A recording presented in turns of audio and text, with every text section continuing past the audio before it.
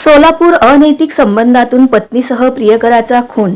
अनैतिक संबंधाच्या कारणावरून पत्नी अनिता व तिचा प्रियकर श्रीकांत अनिल नरोटे या दोघांचा खुराडीने घाव घालून खून केल्याप्रकरणी मंद्रुप येथील पोलिसांनी चन्नबसप्पा रेवप्पा सलगरे याच्यासह इतर चौघांना जेरबंद केले आहे। त्यांनी गुरुवारी दिनांक 11 न्यायालयात हजर केले असता न्यायालयाने 5 दिवसाची पोलीस कोठडी ठोठावली आहे। नांदणी बरूर शिवारातील खून खटल्यातील मुख्य संशयित आरोपी चन्नबसप्पा रेवप्पा सलगरे तालुका सलगरे वस्ती बरूर हा घटनेनंतर सोलापूरच्या दिशेने पळून जाण्याच्या तयारीत होता। पोलिसांना घटनेची माहिती मिळताच त्याचा शोध सुरू झाला।